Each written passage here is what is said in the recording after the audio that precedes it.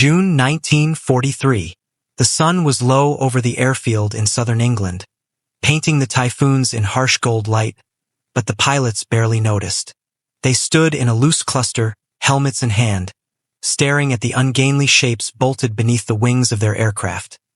For crude steel tubes on each fighter, each ending in a blunt, threatening warhead. Dive at the target, point the nose, and hope for the best, one of the instructors said, as if handing a child a loaded gun. The words hung in the air like a challenge, and for a moment, no one moved. Flight Lieutenant James Harrow felt a tight knot in his stomach. He had flown in the Desert Air Force months earlier, strafing panzer columns across the burning sands of North Africa, and he knew the impossible. Those tanks had laughed off bombs, shrugged off cannon shells, and survived his every desperate attempt to pierce their armor. The new rockets looked almost comical, yet there was something in their bulk, in the promise of raw, explosive power, that made Harrow's heart beat faster. He imagined the panzers grinding through the desert, the distant, relentless roar of their engines, and the helplessness of watching from above while his own weapons bounced uselessly off steel. Bigger guns were out of the question. The recoil alone would tear his fighter apart. Yet here, strapped under his wings, was a possibility, crude and ungainly, that might finally tip the balance.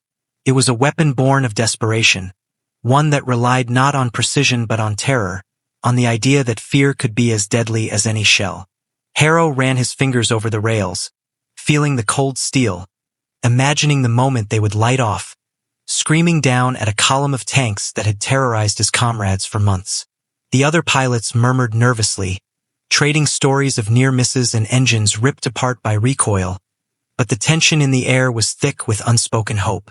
For the first time, they held something that might work, even if the method seemed reckless, even if the odds were stacked against them. Above all, they felt the thrill and fear of stepping into the unknown, knowing that the success of this crude, terrifying weapon might not be measured in kills, but in the silence and hesitation it would force into the enemy ranks. In that moment, the Typhoons were more than planes, and the rockets more than steel. They were instruments of possibility, of strategy, of fear, and the men who would fly them were about to discover just how powerful that fear could be. When the war began to chew through Europe, Britain's engineers were already years ahead of their time, tinkering in the cold, gray halls of Fort Halstead. Sir Alwyn Crow, a wiry man with sharp eyes and a mind that never stopped calculating, had been experimenting with rockets since 1935, long before anyone imagined strapping one to a fighter plane. His earliest creations, the Z battery rockets, were crude, almost laughable, but they worked, sending iron missiles screaming into the skies over the coast. Now, in 1942, the same principles were being twisted and bent toward a new, desperate purpose: piercing the armor of German tanks, a task that conventional weapons had failed at repeatedly. Crow's team moved quickly, working in workshops that smelled of cordite and oil, assembling rockets with a precision born of urgency rather than perfection. The RP-3 was not elegant.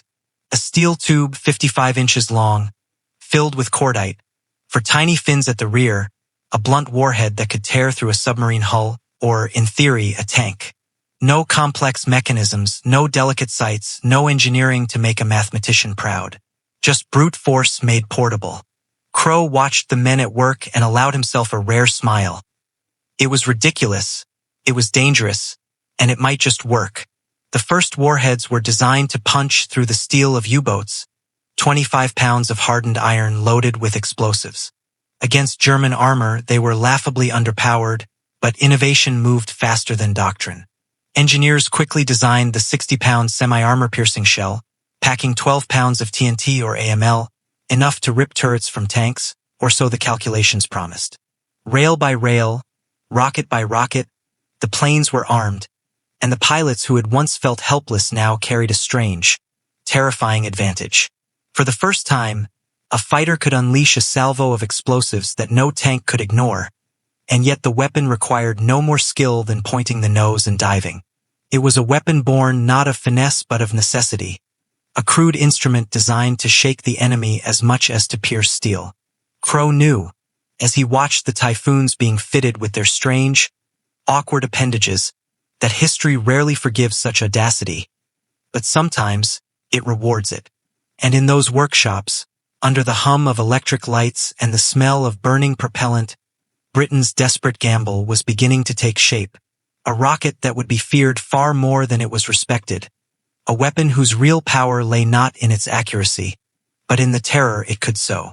The first taste of the RP-3's power came not on the sun-baked deserts of North Africa, but beneath the rolling waves of the Mediterranean. On May 23, 1943, a swordfish of 819 Naval Air Squadron, its wings trembling with the weight of the Crude missiles strapped beneath them, made its way toward U-752. The crew could barely believe what they were doing. Launching rockets designed for submarines, hoping that science and chance would align. One rocket, a solid cast iron head packed with explosives, struck true, punching clean through the steel hull. The submarine shuddered as water rushed in, and the crew, unable to dive or fight back, had no choice but to scuttle their vessel. The explosion echoed across the water, a jagged roar that seemed to promise destruction to anything in its path. 5 days later, a Hudson of 608 Squadron repeated the feat, destroying another U-boat with nothing but rocket fire. It was in these trials that a strange property revealed itself. Rockets fired at shallow angles curved through the water, piercing hulls below the waterline as if guided by some invisible hand. Engineers and pilots stared in awe. A weapon so crude, so ungainly, achieving results no one had expected. Yet as impressive as the sea attacks were, the real transformation lay in the skies above land. The Typhoon, once plagued by engine seizures, cockpit leaks, and fatal tail failures, had proven itself the only fighter fast enough at low altitude to challenge the Focke-Wulf 190. Now, armed with rockets, it was no longer just an interceptor. It was a predator, a plane that carried the promise of terror and firepower in equal measure. By June 1943, the first Typhoon rocket trials began. Pilots climbed into cockpits with a mix of excitement and dread, knowing they carried weapons capable of both destruction and disaster. The rails rattled under the weight of the rockets, the planes slower, heavier, yet somehow more formidable. Each takeoff was a gamble, each dive a test of nerves. When the first salvo roared down at targets during operational strikes, including the attack on Caen Power Station that October, the explosions were more than metal tearing metal. They were an announcement, a declaration that the skies had become a place of both opportunity and fear. The RP-3 had left the workshops and the test ranges. It was now alive, screaming across the battlefield, and its true power, both terrifying and unpredictable, was only just beginning to be understood. Above the beaches and fields of Normandy, the Typhoons waited like predators in the clouds. The cab rank system, a new tactical innovation, kept them circling at 10,000 feet, engines idling, wings heavy with rockets, ready to strike at a moment's notice. Forward air controllers moved with the infantry, their radios crackling with instructions, smoke shells marking targets, creating a chain of communication that made the sky itself part of the battlefield. It was precise, coordinated, and terrifying in its simplicity. One strike, another already inbound, a third refueling, a continuous cycle of airborne assault that left German commanders guessing, panicked and exposed. On June 10, 1944, intelligence revealed the location of Panzer Group West's headquarters at Chateau de Ligne. The Allies knew that striking it could cripple German command and control, and so they did. 42 Typhoons roared into action, firing 136 rockets while 61 Mitchells dropped 536 bombs. The HQ was destroyed, 18 staff officers killed, the commander wounded, 75% of communications equipment obliterated. For 3 weeks, the organization could not function. On the ground, German soldiers stumbled over the smoldering ruins of what had once been an impregnable nerve center, unsure whether to flee or fight, and the Typhoons simply waited above, engines screaming, shadows in the clouds. The rockets themselves were often wildly inaccurate, scattering across fields and roads, yet that mattered little. The psychological effect was absolute. German troops had no way of knowing whether the next salvo would strike their command post, their vehicles, or even the ground near them. The roar of the Typhoon engines combined with the thunder of the rockets created a terror that statistics could not measure. The weapon's true power was revealed in the hesitation, the fear, and the disorganization it sowed among the enemy, proving that war was won not only by destruction, but by the belief in it. For the pilots circling above, the lesson was clear. Even when their aim faltered, the rockets were never truly silent, and the shadow of fear they cast was sometimes more lethal than the steel itself. The morning fog lifted over Mortain on August 7, 1944, revealing a nightmare stretched across 5 miles of rolling fields.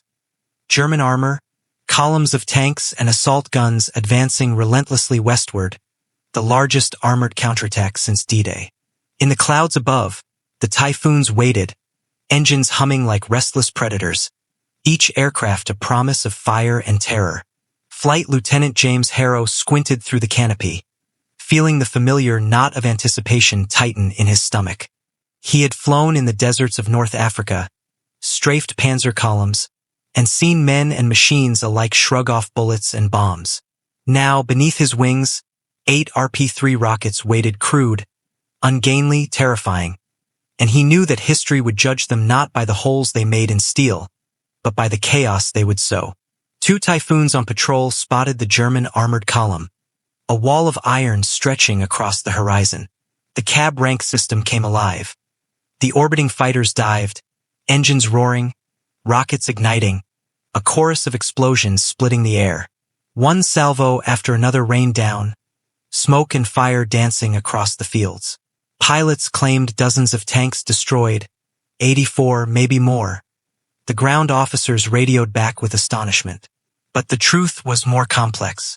Operational research teams would later walk these fields and find far fewer destroyed vehicles, perhaps 9 tanks out of hundreds engaged, but that hardly mattered. What mattered was fear. German generals reported that the Allied airstrikes had rendered the advance nearly impossible. General Guy von Schweppenberg told his American interrogators that British rocket-armed aircraft had wrecked armored operations. RML signaled Berlin that movement was extraordinarily difficult, parts of the counterattack impossible. Even the SS Panzer Grenadier Horst Weber remembered the sound of the Typhoons. We had 4 Tiger tanks and 3 Panther tanks, but then Typhoons dropped these rockets on our tanks and shot all 7 to bits. And we cried. Whether or not the rockets destroyed his tanks mattered little. His men abandoned them in terror, leaving the mechanized might of the Wehrmacht scattered and immobile.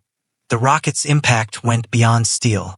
Fuel trucks, ammunition lorries, staff cars, even horse-drawn wagons, all became targets in the chaos. Roads became rivers of flame and wreckage, halting supply lines and starving tanks of mobility. Wing Commander Desmond Scott described it later. The stretch of road was crammed with vehicles, burning, twisted, a wall of destruction that left the German advance paralyzed.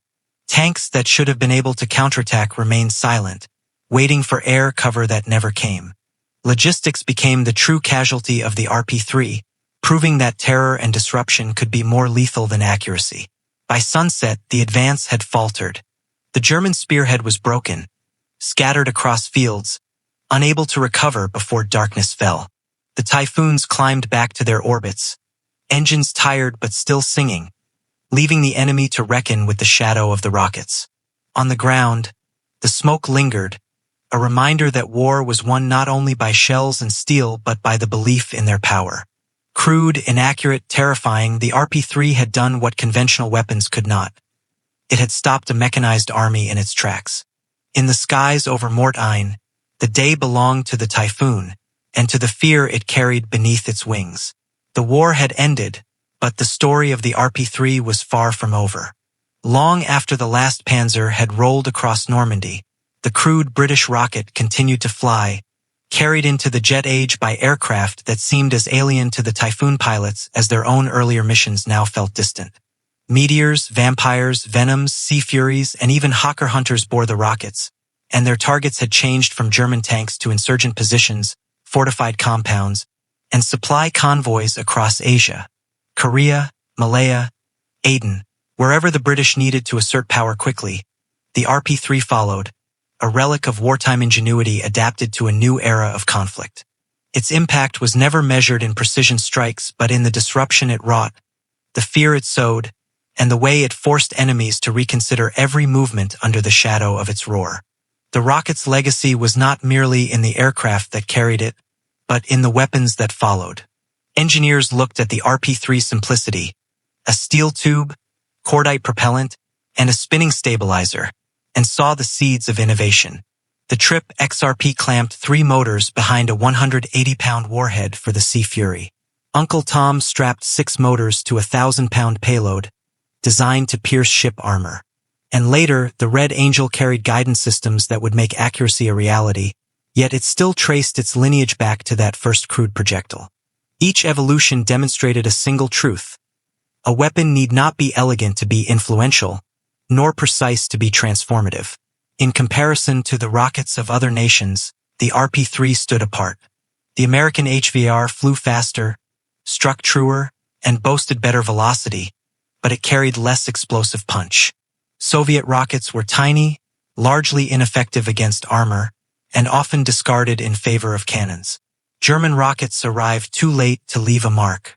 The RP-3, despite a launch speed of roughly 500 miles per hour and almost laughable inaccuracy, delivered 35% more explosive power than its American counterpart and over 13 times the blast of Soviet equivalents.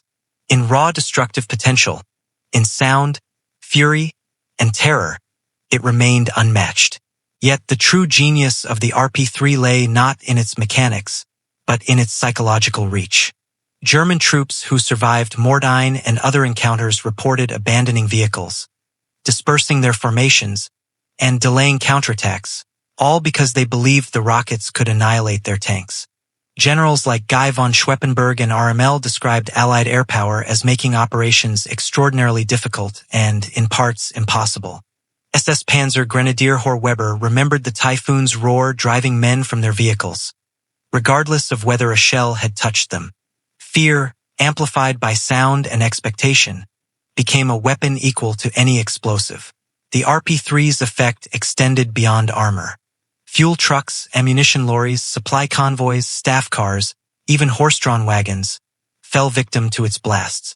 Logistics became the battlefield's true casualty. Tanks ran dry, guns fell silent, and the German advance faltered. Not because every tank was destroyed, but because movement itself became impossible. The rocket had revealed an unexpected truth about war. Disruption and terror can outweigh mechanical accuracy. And so, the RP-3 story concludes not with precise victories or tallies of destroyed tanks, but with a more profound legacy. It taught that ingenuity could triumph over complexity, that a weapon's value lies in its ability to shape enemy behavior, and that perception can be as lethal as steel. It bridged the gap from unguided rockets to guided missiles, leaving an indelible mark on British military development. Most of all, it demonstrated that war is not always decided by the weapon that hits the hardest, but by the one that makes the enemy believe it could. In the skies over Normandy, Mortain, and far beyond, the Typhoon and its RP-3 rockets had done more than destroy. They had stopped men in their tracks, bent entire armies to fear, and reshaped the battlefield with the simplest of means. Crude, ungainly, and terrifying, the RP-3 had earned its place not just in history, but in the understanding of warfare itself. That fear, expectation, and the illusion of inevitability can be as decisive as any shell, cannon, or rocket. And that legacy would echo long after the last roar of the Typhoon faded into history.